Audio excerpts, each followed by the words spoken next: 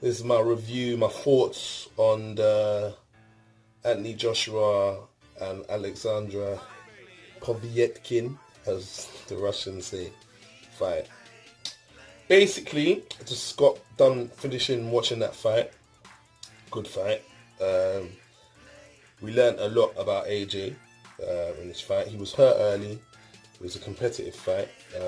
Quite a lot of people, a lot of casual boxing fans don't know much about Alexander Povetkin. He's a former Olympic champion and he's a former world champion. So he had a great amateur career and he's had a great professional career. He's now only lost twice to an informed Vladimir Klitschko, who wasn't able to stop him, and obviously now to Anthony Joshua. Now, what I saw in that fight with AJ is that he's improved a lot. He was very composed, even when he was under pressure. I actually had AJ losing the first 3 rounds, and then he came back into it. He was very composed, he took his time, and then obviously he scored the knockout. I think, in my opinion, AJ is probably the best combination puncher out of the heavyweights, out of the elite heavyweights anyway, during fights. It's not just one shot. His combinations and punch selection is very good. So it was a good finish. Povetkin nearly fell out the ring when AJ first knocked him down. So you can see, as we all knew anyway, AJ's got power.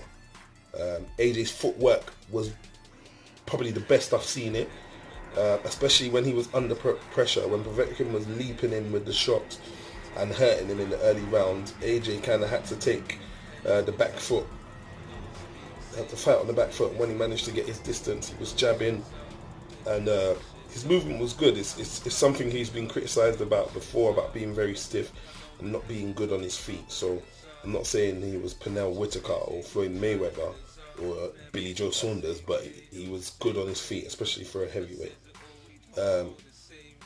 So it's a good win. It's another great name on AJ's resume. Those of you who know me, if you do know me, I'm a big Deontay Wilder fan, but I'm also an Anthony Joshua fan.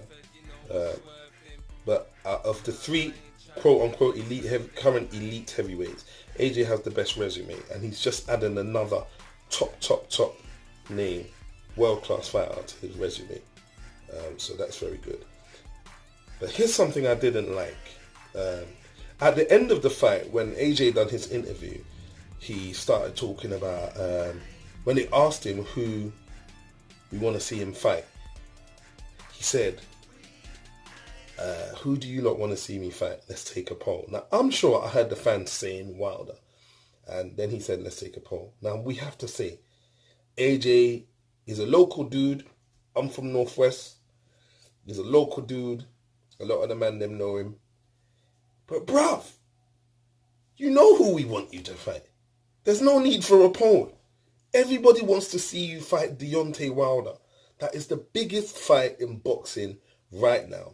Hands down. Hopefully Wilder beats Tyson Fury. For me, anyway, I want him to beat Fury, but, some of you might want Fury to win. But the biggest fight in boxing right now, internationally, is Deontay Wilder versus Anthony Joshua. There's no need for no polls. We don't want to see you fight Dillian Whyte. You beat him already and you knocked him out, a devastating knockout. Yes, it'll be a good fight, but we'd rather you fought Deontay Wilder. It's undisputed. It's for all the belts. It will define who is number one.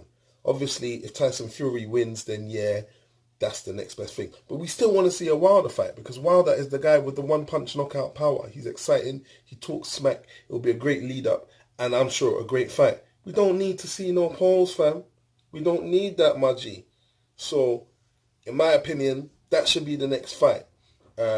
If Wilder beats Fury, then they need to up that 15 million, because quite frankly, they're taking a piss. And it's starting to look to me, well, I thought this anyway, that I think, I can't say that AJ don't want the fight. I think, most fighters, they'll fight anyone. But I think AJ's team are scared of Wilder. I've heard a lot of things. We saw Rob McCracken say last year on an IFL TV interview that he didn't want that fight next We've heard Barry Hearn, the owner of Matchroom, the owner and founder of Matchroom, said that he doesn't want that fight next. And the offer they made, that AJ's team made to Wilder after being offered 50 million was what you would describe as a derisory offer. 15 million after a guy's offered you 50. That really and truly, that's taking a piss. You know what I mean?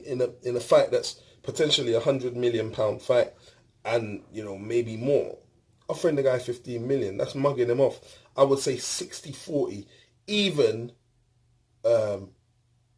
offer the guy 35%. At least he's a world champion with the highest knockout streak in boxing, and he's knocked out 40-something opponents. But let's see anyway. We can't discredit AJ at all. I think he's had a great career so far, and he's going to continue to have a great career.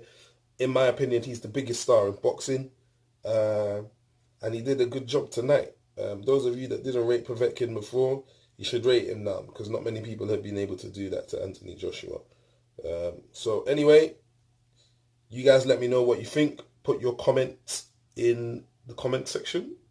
Tell me your opinion, and don't forget to subscribe. Ski and Slim TV. We will be back soon. And everybody, where is Ski? Yo, love, stay locked. Make sure you subscribe.